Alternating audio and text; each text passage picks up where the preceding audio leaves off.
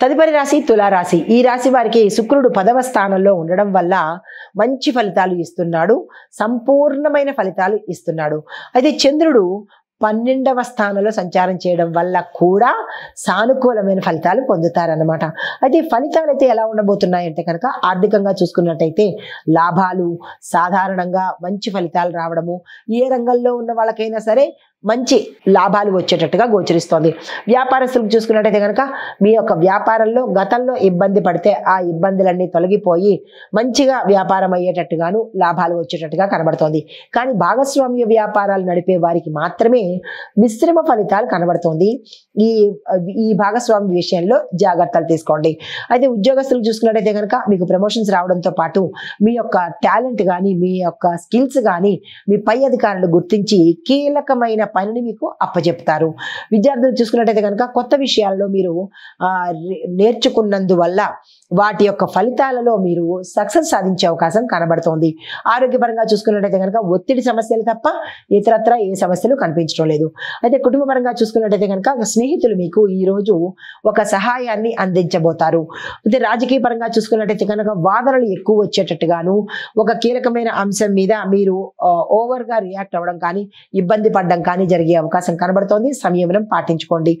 పరిహారంగా శుక్రుడి యొక్క పూజ చేసుకోవడము, నవగ్రహ ఆలయంలో శుక్ర భగవానుడికి మీ పేరిట పూజ చేయించుకున్నట్టయితే మంచి ఫలితాలు పొందుతారు. తదుపరి రాశి వృశ్చిక రాశి. ఈ రాశి వారికి మంగళుడు 6వ స్థానంలో ఉండడం వల్ల కొద్ది జాగ్రత్తలు తీసుకోవాలి. ఇబ్బందికరమైన పరిస్థితులు గోచరించవచ్చు. రాహు 9వ స్థానంలో ఉండడం వల్ల కొత్త పరిస్థితులు, కొత్త సంఘటనలు, కొత్త విషయాలు మీకు ఈరోజు తెలియపరిచేటట్టుగా కనబడుతోంది. అయితే ఫలితంగా అదనపు ఆదాయం ఉంటుంది, కానీ అనుకోని ఖర్చులు కూడా మీకు ఎక్కువగా వస్తాయి. 100 రూపాయల ఆదాయము, 1000 రూపాయల ఖర్చు అన్నట్టుగా ఈ రోజు ఉండబోతోంది.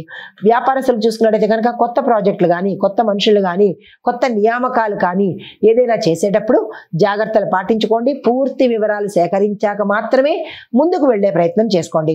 ఉద్యోగస్తులు చూసుకున్నట్టయితే కనుక సహచరులతోనూ మీ యొక్క సహోద్యోగులతోనూ వాదనకు దిగవలసిన పరిస్థితి ఏర్పడుతుంది. ఆ సమయంలో మీరే తగ్గిపోయే ప్రయత్నం చేసుకోండి.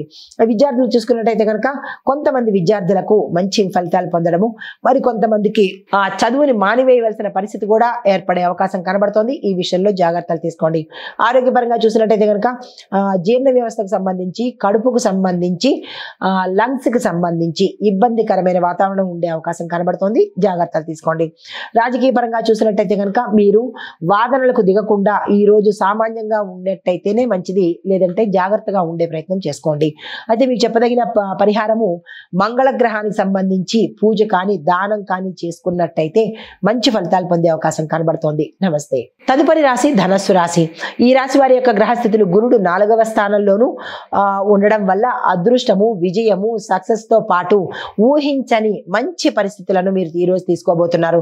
చంద్రుడు 7వ స్థానంలో ఉండడం వల్ల మీ యొక్క ప్రమేయం లేకుండానే పనులన్నీ సానుకూలంగా అయిపోతాయి. అయితే వీటి యొక్క ఫలితాలు ఎలా ఉండబోతున్నాయంటే ఆర్థికంగా అదనపు లాభాలు రావడము, అదనపు ఇన్కమ్ సోర్సెస్ పెరగడము, ధనపరంగా ఆకస్మిక లాభాలు రావడము, మీరు ఏ పని తలపెట్టినా అది సక్సెస్ అయ్యే అవకాశం కనబడుతోంది. వ్యాపార పరంగా చూసుకున్నట్టయితే కనుక కొత్త ప్రాజెక్టులు వస్తాయి, తీసుకునే ప్రయత్నం చేసుకోండి. ఉద్యోగస్తులకు ప్రమోషన్ రావడము, గౌరవం పెరగడము, మీ యొక్క ప్యాకేజ్ కూడా పెరిగే అవకాశం కనబడుతోంది. స్థాన చలనాలు కూడా గోచరిస్తున్నాయి. విద్యార్థులు చూసుకున్నట్టయితే కనుక కొంతమంది విద్యార్థులకు సక్సెస్ రావడము, మరి కొంతమంది విద్యార్థులకు సామాన్యమైన ఫలితాలే వచ్చే అవకాశం కనబడుతోంది. అయితే ఆరోగ్యపరంగా చూసుకున్నట్టయితే కనుక ఎటువంటి అనారోగ్య సూచనలు కనిపించట్లేదు, అన్ని విధాలా చాలా చక్కగా ఉండబోతోంది.